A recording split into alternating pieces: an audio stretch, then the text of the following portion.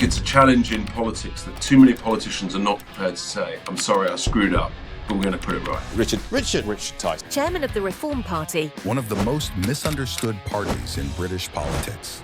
The left care about everyone and the right care about their people. Is there a bit that people are missing about you and your policy where you see it's actually caring? It's the quality of our outcomes rather than the quantity of the words. And politics is it's a sales job, and that's all very nice, but if you don't deliver the outcomes, if you don't make lives better for people, at the end of the day, don't be surprised if people get tired of the warm words, actually, that they want some stuff done. If you were to initiate one major change, if you got into power, what would you do? The one thing I would do is... Okay, well, Richard, welcome to the Privileged Man podcast. It's great to have you here. Thanks for inviting me. It's a great privilege. Pleasure. Well, as I ask most of our guests, do you think you could just start off right at the beginning and give us a bit of background about where you were brought up and how you were brought up, and just, give us a little bit of background? Yeah, so I was born in Farnham in Surrey in 1964. We moved up to Northamptonshire in the late 60s. Sounds a long time ago. And look, I was very lucky in life, to be honest. I went to some great schools and I enjoyed sports. I was actually, believe it or not, although I'm 6'2" now, I actually grew very late. So I was quite short. And I used to enjoy sports. I would enjoy football where I played. I was goalkeeper, which is not very good if you're short. So there's a slight sort of anomaly there. I kept wicket, cricket, and because I was short, I was hooker in rugby. So all of those sort of, that was how I enjoyed my school days. And then eventually, I think I must have maybe eaten a bit more spinach, or whether it was sort of school food or whatever. But anyway, eventually I grew, but I didn't really grow properly until I was about 16, 17, and then suddenly shot up. And my dear elder sister, who used to call me Titch, couldn't quite believe what had happened to me. So, I was very lucky. I went to an independent school called Uppingham for 5 years, left there in 1982, and took a year out, travelled around, drove through the Sahara Desert.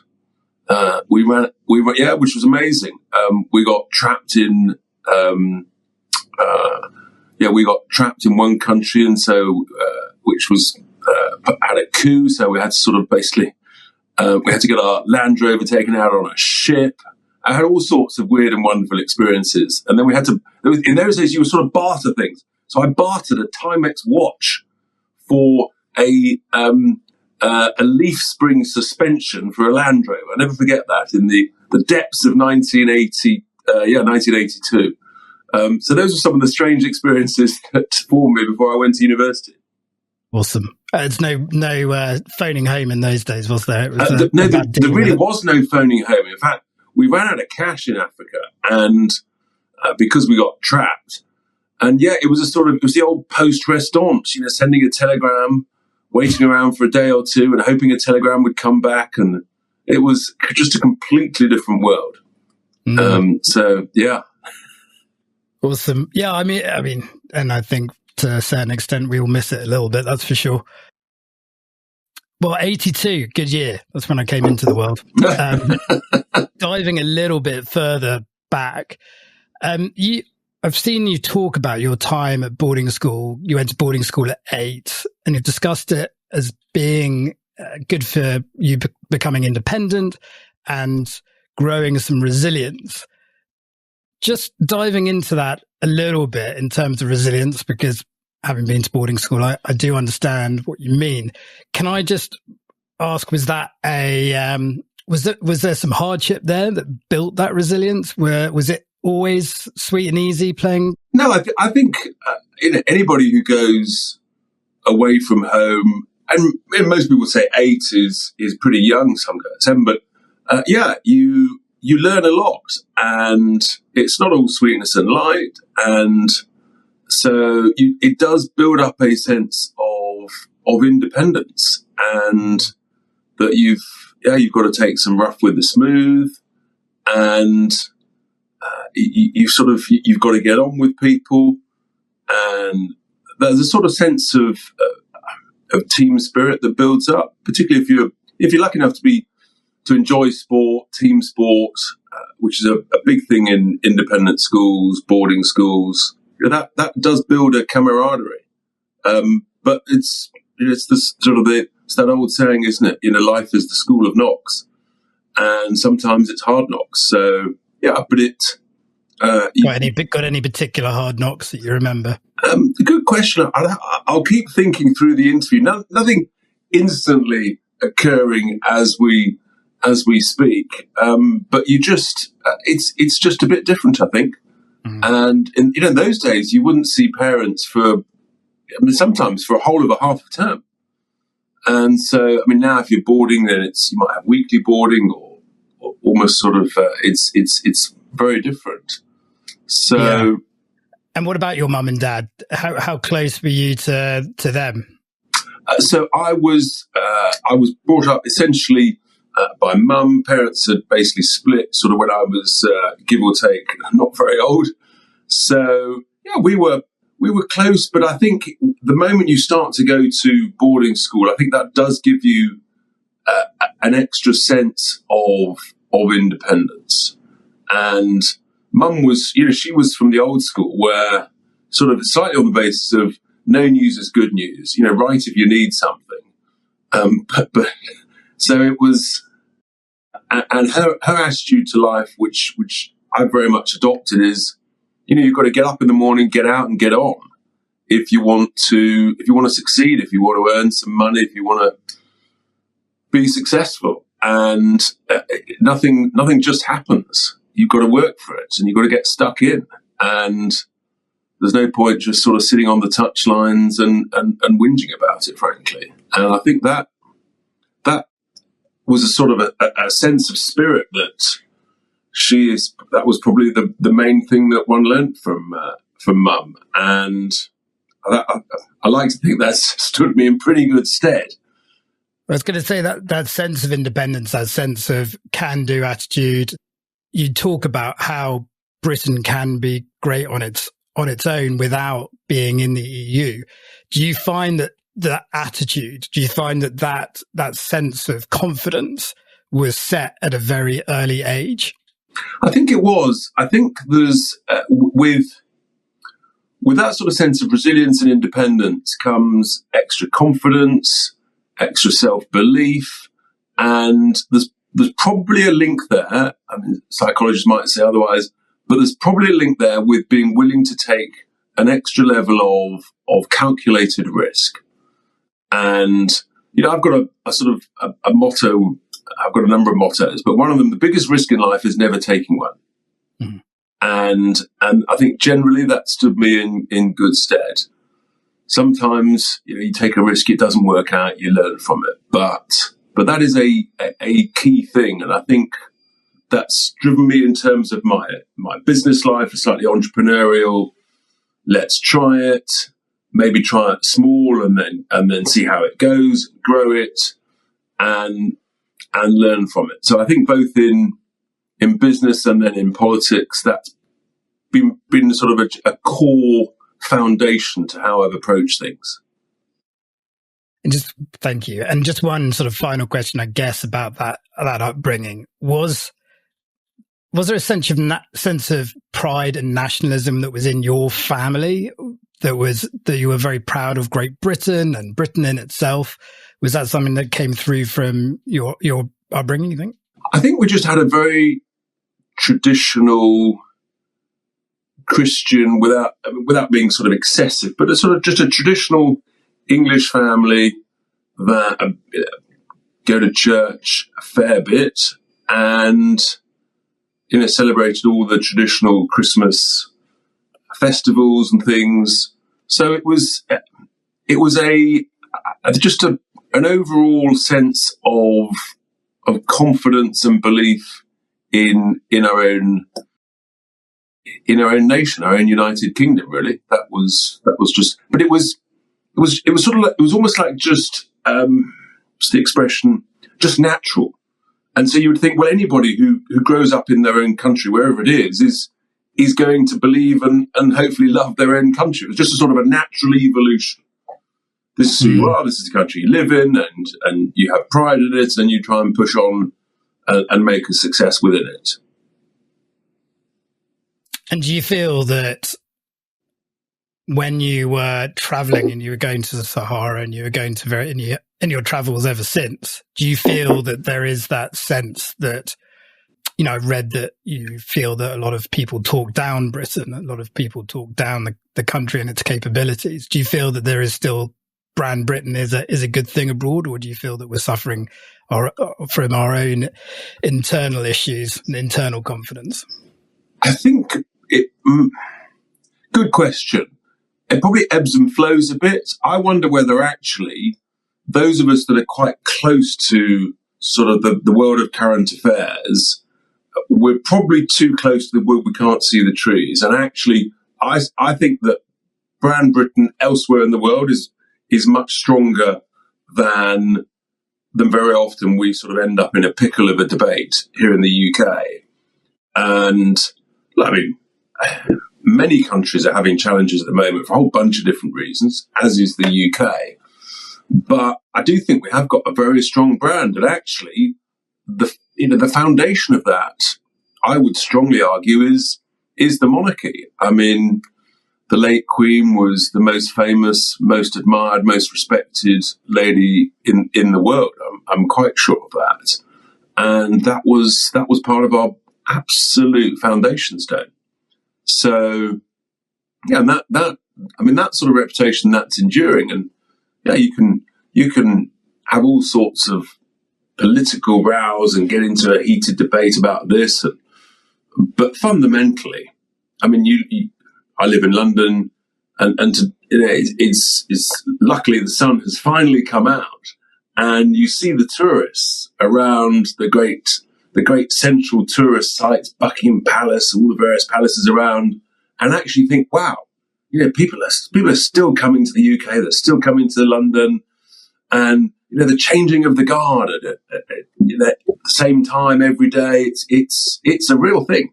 It's something, and that's part of it. So yeah, it's really interesting. I having lived abroad for 12 years, I remember famously, well, I guess not that famously, but in our family in 2015, I reckon, when the referendum was coming up, and I was in Hong Kong doing some business, and I remember being on the phone and looking over Hong Kong.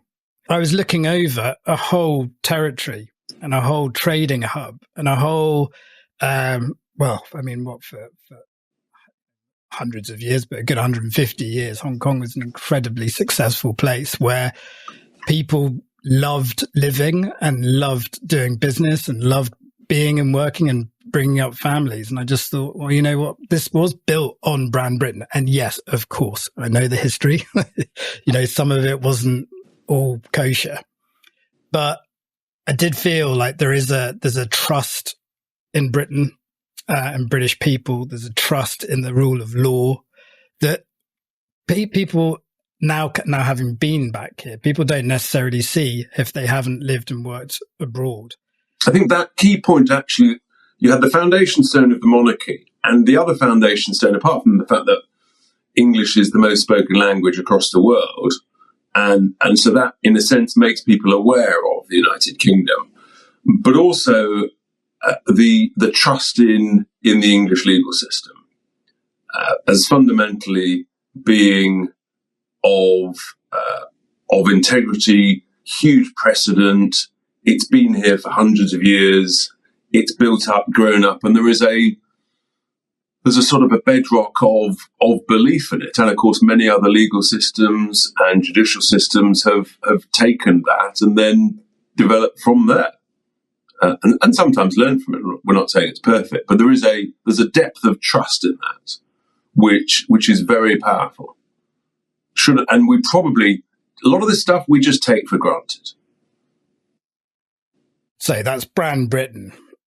And back home, it's like, you're talking about building up Britain. You're talking about how Britain could, I'm not going to say it could be great again. I'm not going to put words in your mouth, but along those lines, And yet the right wing of, I guess, in this country, maybe in many others, is seen as being times heartless, a bit dangerous, at times uncaring. Where are we going to bridge this gap between being proud of Britain and being caring at the same time? Do you follow? No, I do. It's quite interesting actually, because fundamentally, if at the end of the day, if your economy is doing well, and and there's that old expression that a rising tide lifts all boats. So if an economy is doing well, then actually anybody who's prepared to go and work at whatever level, whatever age, you're going to do better. And if you look at the 80s and the 90s, we had with a relatively short recession, painful in the early 90s, but nevertheless, for 20 years, we grew at between 2.5% and 3.5% per year. And everybody was getting better off. And actually, that was an amazing economic period. And there were some challenges at the beginning of it. But if you look at it, you could argue, I think with some justification, that Tony Blair's Labour years between 97 and 07-08, before he left office, I mean, the politics of the Labour Party then was probably to the right of what I call the social democracy of where the Conservative Party is now, which is a much higher taxes, much higher state spending, much higher level of sort of, nanny state will look after you. So I think, so I'm not sure it's right or left per se. I just think there's been an evolution, and a lot of that I think is down to confident leadership and a sense of conviction and a real sense of where are you taking it, and whether you're running a growing charity or whether you're running a small business or a big business, or indeed trying to run a political party or running a country. You've got to have a real sense of belief and conviction. And you look at the great leaders of the country.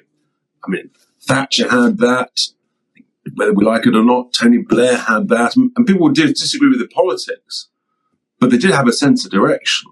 And I think that's really, really important. And if you look around other countries around the world, certainly in continental Europe, those nations are drifting to the right. But I don't think people would say that the likes of France or Sweden or those nations like that they're uncaring. I think that it's much more about competence. I think just whatever you're doing in all the public services, if you do something efficiently and competently, then actually that's the best way of running things, whether it's your health system, whatever you've got, whether it's your benefit system to help those who are genuinely in need. And I just think you've just got to be competent about these things. And in all walks of life, there's nothing worse than something that doesn't work or doesn't quite meet your hopes and expectations. And I think and I think particularly for young people today who've got completely different challenges to the way that certainly I grew up, because we didn't have mobile phones, we didn't have smartphones, we didn't have social media. There was none of this stuff. You basically you sort of got out, chatted to some mates, and went and kicked a ball.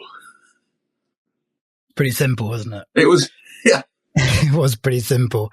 And I think that is the, there's a complex, there's a complex mind, isn't there, in younger people now? There's just so much information, so overblown by information, it's difficult to actually know where they're actually sitting in life, which is why I feel that the fundamentals of parenting and being present with children is just so important, which is why I've got fair ideas about boarding school and what it does to kids, to especially young kids. Yeah, and I think it's very. I think it's there are many more distractions and I think challenges for young people, much of which is so new. The truth is, it's an experiment, and most parents are. I mean, it's a challenge anyway, bringing up children. I mean, I've got three, and there are glorious moments, but there are challenges to it, and you're always slightly sort of learning on the job, so to speak. Sure. And so, in if you were to slip into number 10 this summer, how or maybe the autumn, how would you go about dealing with that? The mental health crisis is so evident. The statistics are showing it that, the smartphones and social media is, frankly ruining children's childhood. You're a defender of free speech, which is then very in conflict with how to deal with tech platforms. How do we actually deal with this? What would you in government? How would you? Yeah, it's very topical at the moment, and actually, I'm just looking for it because there are tech ways of dealing with this, and here we are. I've just got it here. So this is it's called a Wise phone, and it looks just like an iPhone, but it doesn't take all of the apps. So it looks cool, feels cool. I'm just trying to dig it out as we speak, and I was given it as a sort of trial. So it looks, I'm sure I'll show it on there. Looks just the business. Looks just like an iPhone. Really slim, really cool, but parents have got controls over it, and you don't automatically get all the apps. You can only download a specified approved apps. And so I thought that was very interesting. I think that sort of thing could really take off. And I think we've got to be prepared to look at it. I really do. I was the governor of a secondary school that had really been struggling. And when I took it over back in 2005, I mean, it was really struggling in special measures. And we turned it around. But the biggest single improvement to student behaviour and performance was banning mobile phones. It's the biggest by a country mile. Literally in the space of a week, everything changed, and there was a bit of resistance. So I think that's very powerful, and I think we've got to be brave enough to say the truth is these phones. It's an experiment, and we're seeing real harms being done to children. Social media is a new experiment, whatever it is, a decade old, plus or minus. And so we're having to learn on the job, and we're learning where it's good, and we're learning where actually there's some real harms. And we've got to be brave enough to say, yeah, there's some stuff we've got to control, and parents have a massive role, of course.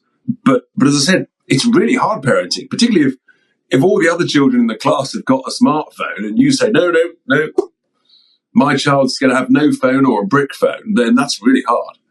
And so I think with social media, there's a lot of work going on at the moment, but the current status quo is not tenable. So, and I think that's different to free speech as an adult. And I think we've got to be brave enough to say, there is a difference. I mean, whether you say that's 16 or 18, fine. Happy to have open-minded about that. But below 16? Yeah, I agree with you. There's a guy called Jonathan Haidt. Yes. Who wrote a book called The Anxious Generation. I don't know if you've seen Absolutely. it. In fact, funny enough, I was on some media on the BBC with him about 10 days, 2 weeks ago at the launch of his latest book. And I'd had a sort of preview of it, and we were interviewed together. And I think he's obviously one of the most respected in the world, and he's onto something. Yeah, definitely. And I've joined as a result. I've joined this whole sort of movement, SFC, the Smartphone Free Childhood. And, whilst my kids are only 4 and 1, I can see where this is going, where the algorithms going, AI, it's going to, the whole thing is going to become more and more advanced.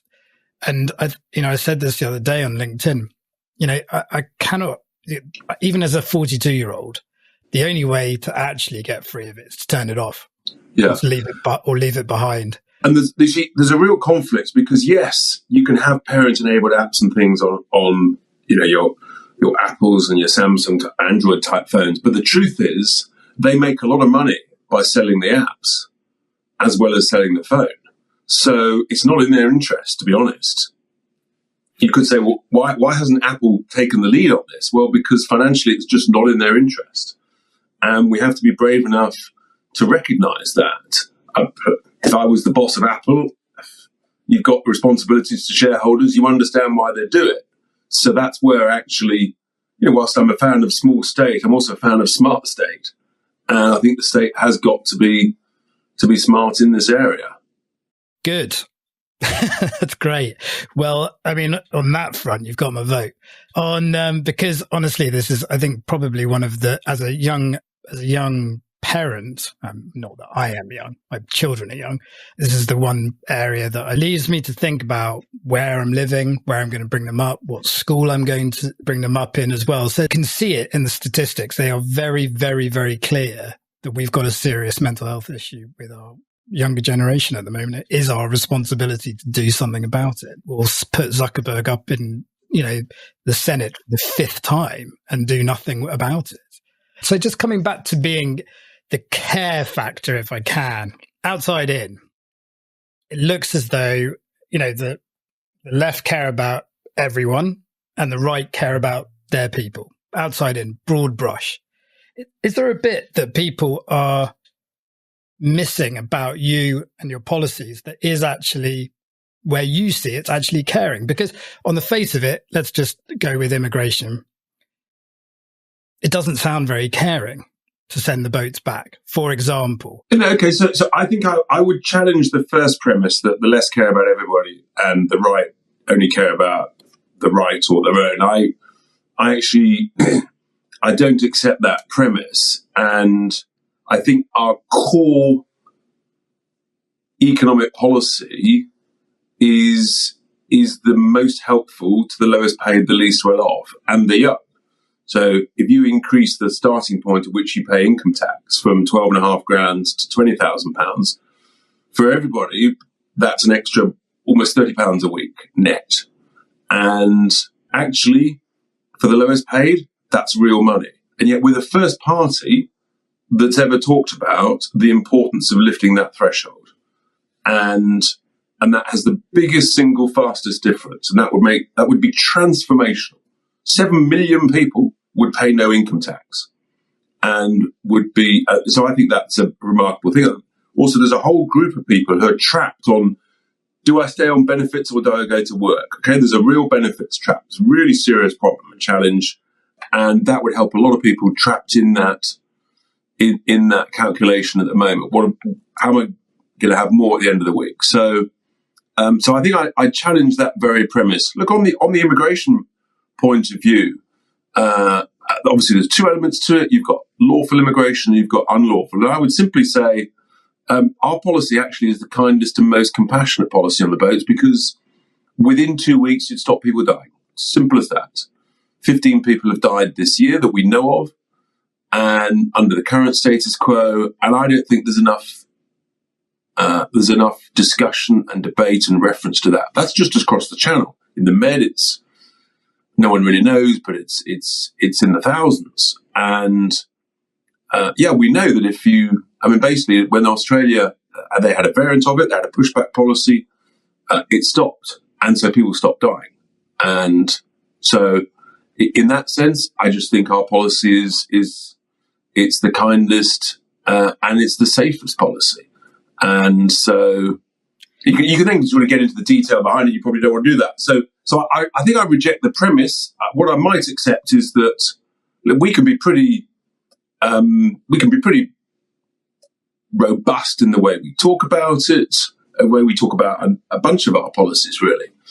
But that's mainly probably because most of us at the top end of the party, we've all been around the block a few times. We're north of 50. We've been through the school of hard knocks. Most of us have been through some form of business type career, and you get stuck in, and you don't go in for lots of linguistic waffle. You just tell it as you see it, and you get on. And I think that's probably a key part of why we might be, I would argue, misinterpreted by linguistic waffle. Yeah, it's for me. It's quality, not quantity. I don't think that's a misinterpretation. I think that's pretty bang on. Why people would see it that way, isn't it? Yeah, I think it is. Look, it's for us. It's the quality of our outcomes rather than the quantity of the words. And some beautiful wordsmiths who've been through politics. And politics is it's a sales job, and that's all very nice. But if you don't deliver the outcomes, if you don't make lives better for people, at the end of the day, don't be surprised if people get tired of the warm words. Actually, that they want some stuff done. Sure. Yeah, I think that is, no decision is a decision, and it feels as though that this, hasn't been fair to it. It doesn't feel as though it's fair to anyone. But I mean, ultimately, the problem is so big, isn't it? It starts in Africa. You could say that it's, that the serious climate issues are starting it, and that they're suffering traditionally, and there's a whole bunch of corruption in Africa and across, the equatorial world, really, that drives people towards Europe. And obviously, Europe is the perception is that it is definitely the softest touch in the world. But I guess that's partly because we've, over history, sort of Western Europe has probably developed the greatest wealth, much longer actually over time than America, and so it's sort of built up. But as we've gained that wealth, and so you become, I guess, slightly more complacent, slightly more used to everything being comfortable, and but actually, it's a competitive world out there. And what America's achieved in the last 80 years since the Second World War, in terms of growth, and I guess the 50 years before that, is extraordinary. Way outperforming what we've achieved in frankly, most Western European nations. And you do wonder whether it's almost like you're going up, and then you get a little bit sort of comfortable, and a little bit decadent, and a little bit complacent, and that just takes the pressure off, and stuff comes from that. But fundamentally, you still need good leadership, and if you haven't got good leadership, then you can end up in any walk of life in a right pickle very quickly. And I think there's a really big debate at the moment about nation state and borders, and some people sort of don't believe in the nation state. They don't believe in borders. They just think everyone should roam ever, and that's all really nice. We have a very different view. We think that actually pride and belief and confidence in your own country is fundamental to who you are. And if you believe in the nation state, you've got to believe in borders, and actually that your role is as the government, as the leadership of the country, is to fundamentally, it's to defend your own citizens, protect them, and hopefully make outcomes for them improve. My own mind coming back to sort of, well, what is kind? What is caring? And that sense of, because so many people I know secretly, because it's not necessarily the popular thing to say, agree with you. That was clear in Brexit. That was very, very clear that people silently came up and voted for the unpopular view, if you like. And I'm just wondering now, given that what has happened, given various different economic indicators, I'm sure you're very used to answering this question. Does that argument still stand up? That being, no, I'm not saying alone, but being more independent, does it? You've talked a lot about economic policy and the economics and how money matters. Has that really worked? So I think it's about who makes decisions? And if you believe in the nation state, then you believe in sovereignty. And look, any leader of any entity is going to make mistakes. But if you believe in democracy, then the great thing is that if your leaders who are running the country that you voted, they'll make a bunch of decisions. They'll get some right, they'll get some wrong. But if they get too many wrong, you'll throw them out at the next election. Whereas, and the reason that we were so against the EU is that it was too easy for people to say, well, it wasn't my fault, Gov. Them over there, they made the decisions and we had to gold plate them because that's... So I just believe in actually pushing down power, devolving power as locally and as close to the people as possible. And then holding people to account to perform. So, and I would defend that opportunity to the hilt. So, yeah, if you take something like Brexit, do I think we'd have done a better job? Yeah, absolutely. I would say that, wouldn't we? And I don't think many people really claim that the current government have done a good job of taking advantage of the opportunity. But here's the thing, the opportunity is still there. And that is for our leaders to decide how to deal with it. So, and I just think it's the same in any walk of life. You've got to perform and you've got to be held to account. And if you don't, then, someone else is going to come along and say, well, I can do a better job. And whether it's your shareholders, whether it's the trustees of a charity or voters in a democracy, ultimately they'll say, well, I'm going to vote for the next guy. Or girl, sorry. I think what's really interesting and what is coming up as you say that is your entrepreneurship, your entrepreneurial background, which so many leaders don't have, right? And so many leaders are sort of much more strategic and bigger picture and potentially more corporate in the way in which they go about, govern, and even speak in terms of, circling back and all the rest of it. There is this element there of bluntness that I think is just missing out of the political, I guess, the political landscape at the moment. Is that something where you learned to speak your mind, or were you like very blunt from the beginning and sort of black and white in that way? Yeah, I mean, actually, relative to many other people who are risk takers and entrepreneurs, many people say that I can be diplomatic, sometimes overly diplomatic. So, but I think if you're involved in small businesses and growing businesses and then running businesses, being chief exec of medium business, making a decision strategically to sell at the right time, getting stuck in troubleshooting another business as chief exec. If you've been the boss who ultimately is accountable on numerous occasions, then you just develop a sense of, and so I'm an impatient person. I want action, and I want it, rapidly, to be honest. And I look forward to getting up every day and to jumping out of bed and cracking on. And so that is it comes back to this whole element of risk and an appetite for it. Yeah, I was going to say that. I mean, it's like, and not worrying about failure. Correct. And when one has failed, and, failed in a couple of elections, for example, I don't look back. I always just keep looking forwards. And just, it's gone, it's history. There's nothing you can do about it. Learn from it where you need to, but just push on. And I think people really respect that. In countries like America, you haven't really been a successful entrepreneur until you've gone bust at least a couple of times. And here, there's a sort of stigma with you tried something and it didn't work out. And that's disastrous because that actually prevents risk-taking.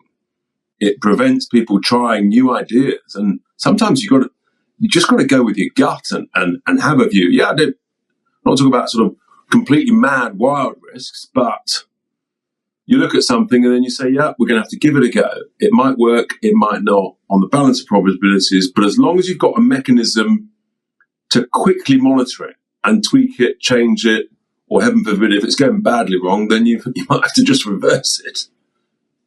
And did you have any of those experiences, or have you had any of those experiences? I mean, you talk about going bust. I remember Richard Branson saying you wouldn't go into business with anyone who hasn't gone bust. I mean, it's a throwaway remark a bit, but I mean, I think he's telling the story you are, which is like you've got to have been to that place to understand what it's like and to grow back up. I mean, did any of your businesses? Yeah, we've one of the businesses I was running, we invested in sort of other growing businesses in a sort of small, almost like sort of venture capital, angel investment type thing. And we had a couple that went well, and we had plenty that frankly went badly. And one in particular was just, give or take, just dodgy. So yeah, that's just part of it, and you learn from it and try not to do it again. Tell us a bit about the dodgy bit. Yeah, it was just where someone's basically just created something that's frankly, it was a semi scam, and all of a sudden the money's gone, and we've all been there, and it's like now the scammers and the fraudsters, whether it's your bank accounts, whether it's all different.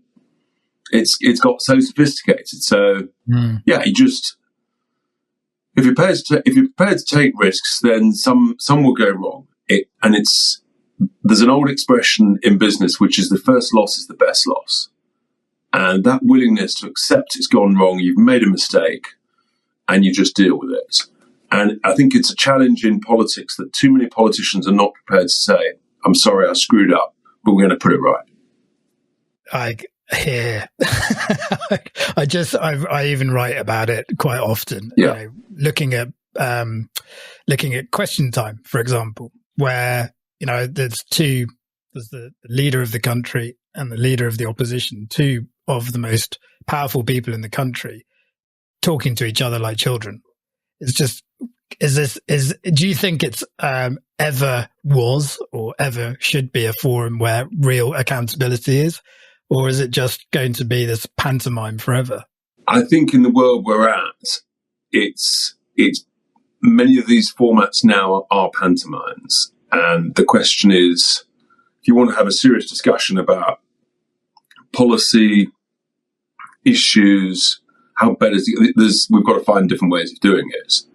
And look, our own media has a role to play, and can be very bad at this, very bad at having a proper debate about this stuff. So we've got to find different formats. And actually, if you think about it, things like this, like an hour-long chat on a podcast, whether it's audio, whether it's video, people can dig into stuff. And there's different ways of putting your policies out there. We're looking at some at the moment where you just say, well, actually, it doesn't need the silly, chippy comments, the gotcha moments from the press. You just say, no, I've got a serious thing to say, and I'm going to put it out there in a different way. And maybe those that do that well will secure a greater percentage of people who say, actually, yeah, forget all the noise and the stuff and the screaming and the hollering from the touchlines. Actually, there's some meat behind this. So I'll give you an example. I think the state of healthcare in the UK it's embarrassing. The outcomes are appalling. And so we've got an ambitious way, policies, ideas, how we could get to zero waiting lists in 2 years. Now, some might say it's impossible. I disagree. Sure, require to do things a bit differently, require some effort, and would require some extra money. But I think it's right to be ambitious to try and get there.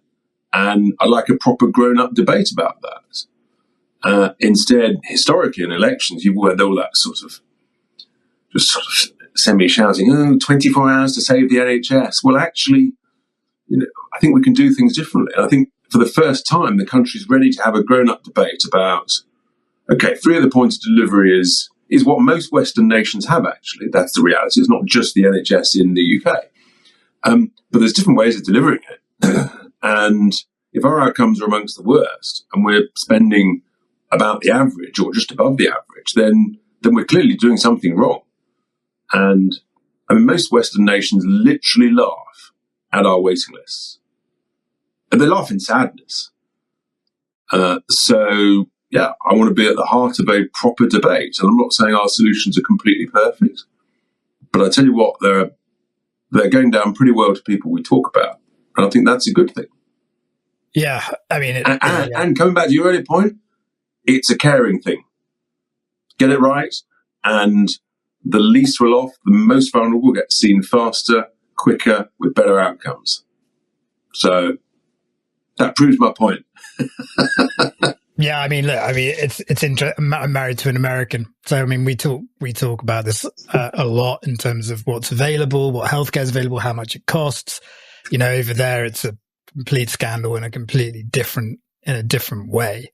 As we know from the Isle of Wight, the one thing that is, I guess I've got as an entrepreneur and as a politician to ask you about is how would you deal with frankly, the shit that is being put in our waterways? How would you deal with like a Thames water? Yeah, actually, I've talked about this since September 2021, when I first started on a radio show with Talk Radio, because I spotted that the water companies, a lot of them were overseas owned, and they were taking huge profits by way of almost through the back door, through interest on shareholder loans, and that actually the customers were being ripped off, and Southern Water was a particular case in point.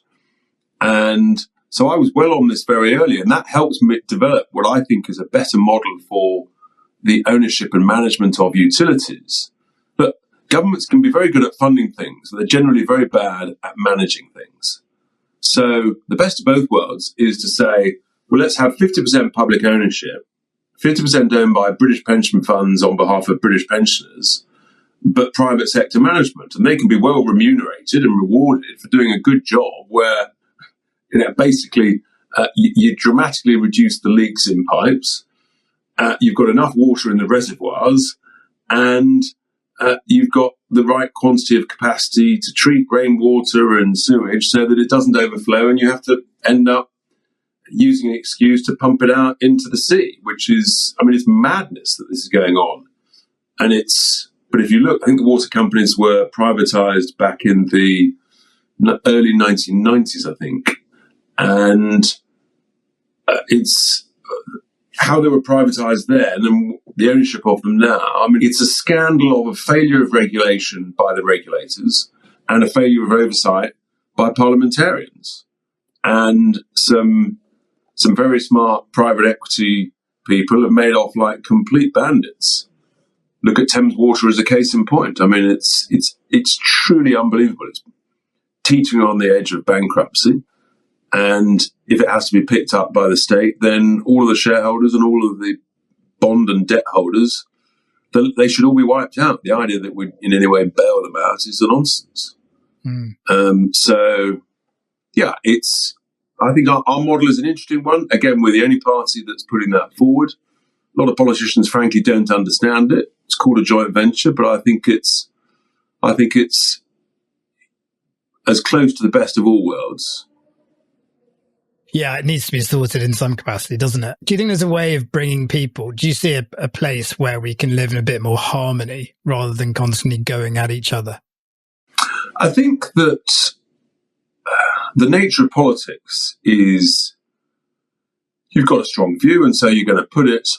I think that where you've got proportional representation as an electoral system, subject to certain conditions and minimum thresholds, so it's not complete chaos, but actually you end up, I think, with a more consensual arrangements where you sort of know that you're going to achieve some of your things, but not everything.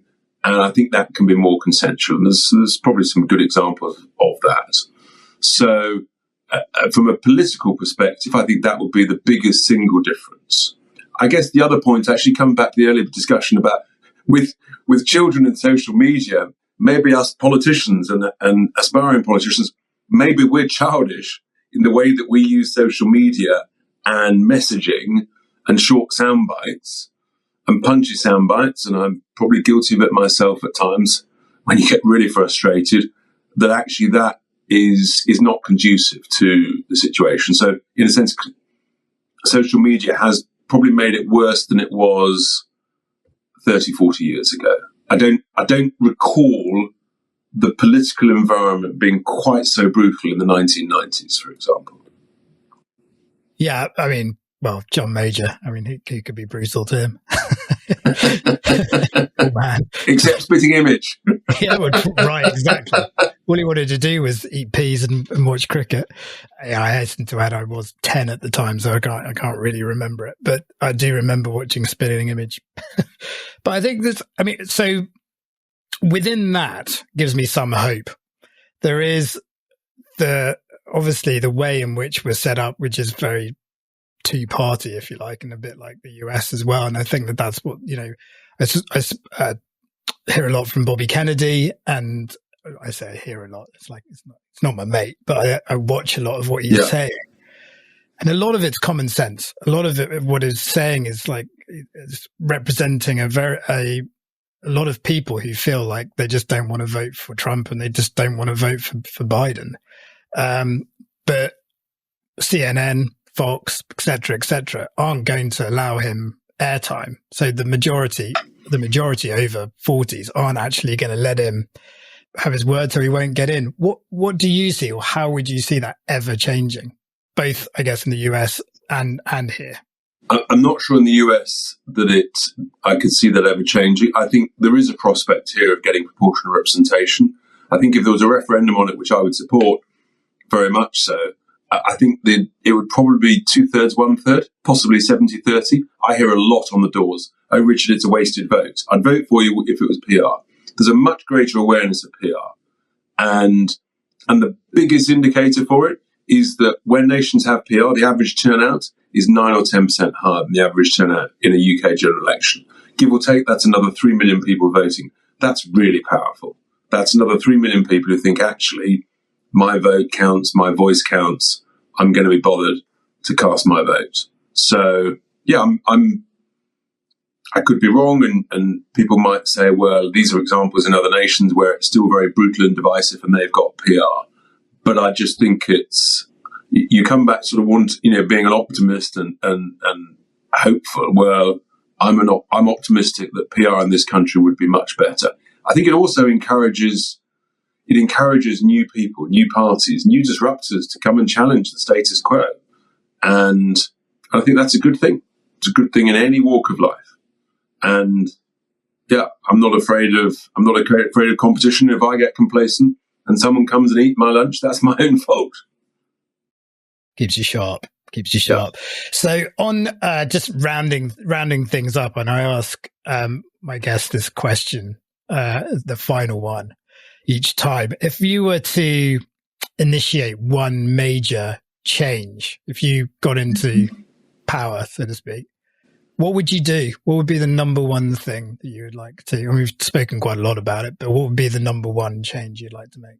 Obviously, Liverpool winning the Premier League every season. No, sorry. That's my favourite football team. The one thing I would do is I would lift the starting point for income tax to £20,000. That, I think, would be the fastest, most transformational thing for millions of people on low incomes. Fundamentally, there's a simple slogan we have, which is make work pay. Work's a good thing. It's good for your mental health. It's good for the example you set to your family, to your friends, to your local community, and it contributes. And I think it's, without work, who are we? What are we? How do we progress? So yeah, that's the simple answer. It's pretty functional. It's pretty financial, but fundamentally, work's a good thing. Let's make work pay. Nice. Well, thank you so much for being on the podcast. I've really enjoyed it. No, great pleasure. Thanks for having me.